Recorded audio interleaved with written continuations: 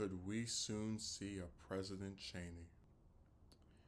I've written several op-eds about U.S. Representative Liz Cheney this past year because she's one of the most fascinating public figures of this young decade at the nexus of a fracturing nation. She's a blue blood conservative with impeccable pre-Donald Trump GOP credentials. She's also a rising political hero of an amorphous center comprised of true ideological independents as well as disaffected Republicans and Democrats. And she's a frenemy of the left, an urgently needed weapon to wield against the unyielding and increasing nihilistic MAGA, albeit with the belief wholly opposed to progressivism. Cheney is unflappable, ambitious, and savvy on levels most politicians cannot envision or even understand, and yet there is no assurance of permanence to her present political standing. In the aftermath of her long anticipated defeat to Harriet Hageman in Tuesday's Wyoming primary, whatever timetable Cheney once set for herself to run for president has now been sped up by at least a decade. Either she strikes in 2024 or the sheen on her January 6th committee heroism will surely fade because politics is only a waiting game for those with no better options. Cheney has acknowledged thinking about running for president, which is what future presidential candidates often say as they're preparing to run for president. She's creating a leadership pack, which is something politicians often do when seeking to build bridges ahead of a future campaign. The PAC's name, The Great Task, aptly reflects Cheney's new identity as the leader of the opposition wing of the party that no longer wants her. If she does run for president in 2024, she must assess whether to do it as a Republican or as an independent. It's a weighty decision. Each path brings opportunities and obstacles. Capitalizing on the right opportunities could lead her to the Oval Office, but a misstep could cast her into a deeper political oblivion, making a future successful run all but impossible. We're almost done here. On the other hand, if she runs as independent, she could immediately carve out some portion of the political center, perhaps 10 to 15% of the vote. If Trump somehow declines to run or is legally prevented from running, the GOP primary would be wide open. Florida Governor Ron DeSantis, former Vice President Mike Pence, Arkansas Senator Tom Cotton, the most boring man on planet Earth, former United Nations Ambassador Nikki Haley, former Secretary of State Mike Pompeo, I stand corrected, and perhaps a dozen or more Republicans would battle for the party mantle. If someone with impeccable MAGA credentials wins the nomination, if President Joe Biden remains relatively unpopular by mid-2024, then Cheney would appeal to a wider swath of the electorate. It would mark the best shot for a third-party candidate to exceed Ross Perot's late 20th century high of an 18.9% of the popular vote. And it's possible she could push into the 20s, nearly rivaling former President Theodore Roosevelt's 27.4% share in 1912 atop the Bull Moose Party ticket. However, unless Cheney could somehow win 270 electoral votes, her White House bid assuredly would die in the U.S. Senate, as the 12th Amendment stipulates that each state delegation would earn one vote and 26 votes needed to elect the president. It would be far-fetched to think Democrats and Republican House members would choose Cheney over one of their own. It's similarly implausible to think Cheney could win 270 electoral votes across perhaps 20 states or more when she couldn't even win 30% in her home state. On the other hand, suppose Cheney runs the Republican at first glance might appear to be a political suicide mission. Under numerous scenarios, it probably would be, but one realistic scenario could very narrowly earn her the nomination. If Trump runs but is unable to clear the field of MAGA compatriots, then we could conceive of someone like DeSantis or Haley running in the new MAGA lane, the fresh-faced Trump acolyte Lauren Ingraham recently pined for, fully credentialed yet without the baggage of federal investigation and rape lawsuits. Okay, this article's almost over, but I'm gonna just cut it off here because they're getting into some stuff that I'm not too interested in repeating. So everyone who is able to just have any basic gleaning of politics and looks at polls knew Cheney was going to lose her House seat a few days ago, which happened.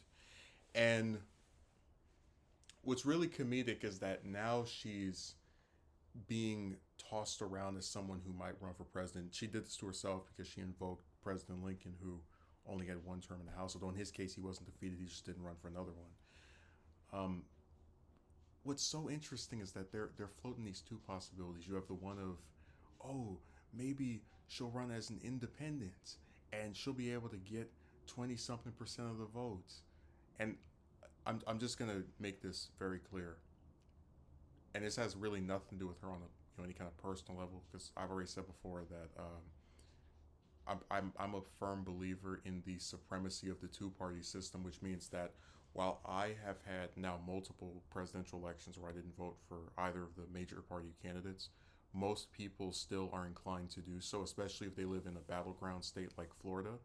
So even if Biden is unpopular, even if whoever this other Republican is also unpopular, I don't see a path for Cheney to get a majority of the electoral votes to get 270. I really don't even see her being able to win a single state. Um, but again, that's less so having to do with her specifically and just me not believing in the two party system. And what's really weird about this article is that as I kept reading and reading and reading, I was trying to get to the part because the theory that's been floated, besides her being a spoiler candidate to mess up the Republican nominee, is that she could run in a Republican primary with a bunch of people who are Trump esque and split the vote between all of them. You know, they all split the vote between each other, and then she's able to get the nomination that way. But generally, the people who are talking about her being a spoiler don't actually think she's going to win. They just think this will be like her way of preventing Trump from winning by taking some significant number of the votes. Um,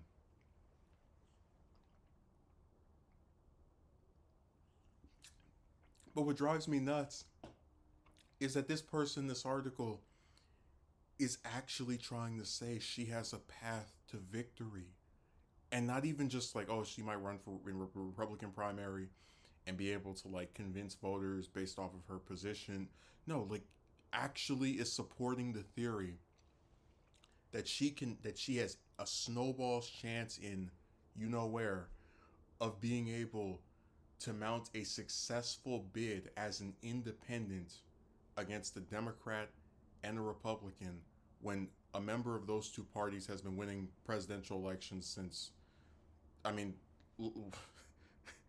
I don't even want to estimate the number of years. No one talks about the Whigs anymore for a reason. The other part of this article I'll just nitpick are some of the little like character shilling that they do. She's one of the most fascinating public figures of this young decade at the nexus of a fracturing nation. So I'll agree that the US is fracturing. But like if you think about fascinating public figures, right? Even if I don't like him, I think Trump is interesting, right? First person with no military or government experience to become president, famous for over 30 years.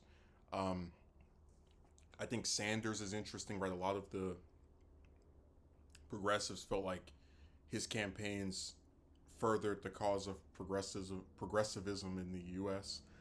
Um, Even with someone like again, like if you want to talk about interesting conservatives, I would say Collins and Murkowski are interesting because they have these various views on social issues that are not in line with their party, and they've been among the few members of their party voting against their own Supreme Court justices, right? A little bit more independence than the majority of the other members of the party. What is really interesting about her? She's just a typical neoconservative who is only really notable for being the daughter of a recently sitting vice president and leading the charge against a guy that she voted with over 90% of the time when he did something completely insane, which was play a leading role in the coup that happened on January 6th of last year occurring.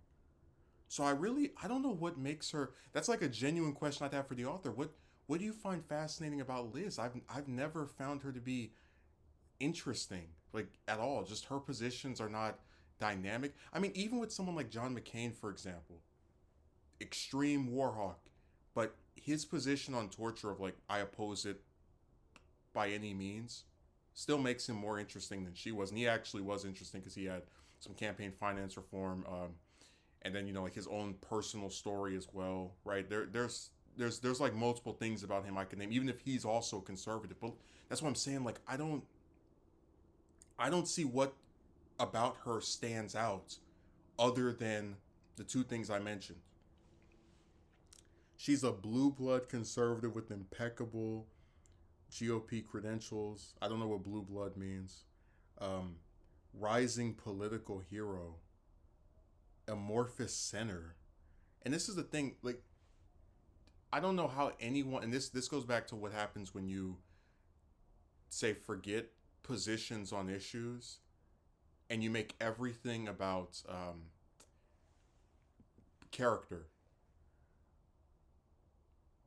There is nothing to the center regarding Cheney. She is right wing on social issues and on international issues. Anyone who convinces themselves otherwise just isn't looking at a record. And she's a frenemy of the left, an urgently needed weapon to wield against the unyielding and increasingly nihilistic. See, this is what I was talking about when I said that, like, what are these people? Okay, you don't like Trump's positions. You don't like the group that Trump has. Cheney voted with Trump's position over 90% of the time. So how is she the antidote to the very thing that she supported the entire time that he was in office? Because her time in the House, thanks to her losing her seat, that's 6 years, is now going to completely, like, her time in the House completely coincides with Trump's time in the White House. So most of the time she was in the House, he was the president, and she voted with that president who she's now criticized and later voted to impeach. 9 times out of 10.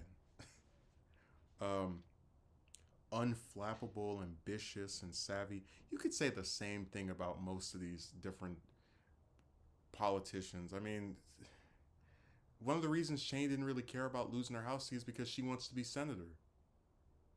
Remember, she ran for the Senate. I think that was back in 2014. So this was of no great loss to her. The House seat was always like a consolation prize. Like, okay, you can't be one of our two senators, but you can be our sole congressperson, a seat that you're pretty much inheriting from your dad. That's why I said this article just the problem of modern politics is that we have people who take character and they pump it up as being more significant than positions on policies, which should be the most important thing. And they take these elections that we don't know what's going to happen yet, but we have inferences we can make based off of recent events, and they try to like fill you with this optimism that something exciting could happen. If you remember, during the 2016 election, the idea of a brokered convention was floated to stop Trump from getting the nomination. Of course, that didn't happen, but I'm just saying that I'm not surprised this article would sit here and chill and say, oh yeah, if Cheney runs against an unpopular Biden and some Republican insane person, she might be able to win.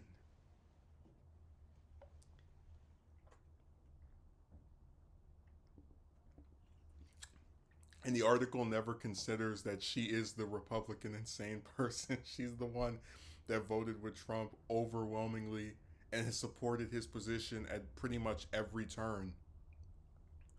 So, this article was really funny to read. I don't think Liz has a snowball's chance of, what, as I mentioned earlier, of ever being able to become president, especially after not kowtowing to the cult.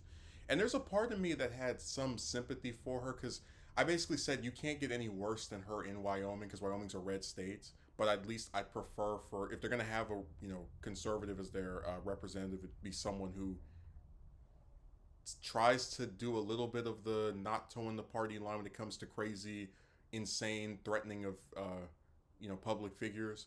But they chose to have someone like that, and again, that was where my sympathy for her ended. And the other part of me is just like, okay, she's lost her House seat. I really have no interest in seeing her in a higher position. So I can be reminded of how she suckered liberals and Democrats into thinking she was on their side while very publicly opposing every position they have on any issue they hold dear because they're too stupid to research her record on their own. And that's the disturbing part. If she ran for president as an independent, or even as the Republican nominee, which you're less likely to see the latter happen, but she would get Democratic votes from people who probably don't agree with her on any issue, simply for the fact that they're manipulated by personal character. They think she has some charisma and some kind of like courage because she said a couple of mean things about Trump. That to them can completely override her votes that went along with him year after year. Because like I said, one of the ways that politicians are able to win elections is to present an image and to hope that most of the people that are voting or considering voting don't actually look into their past or the things that they have done. They hope that this can triumph over any record that they have. And she actually, very disturbingly, would have a chance of being able to get a lot of Democrats to support her because you have a lot of low information voters who they just they just don't care to research things, and they can be manipulated into thinking someone's a hero because some news network said they were, even if their record shows they're anything but.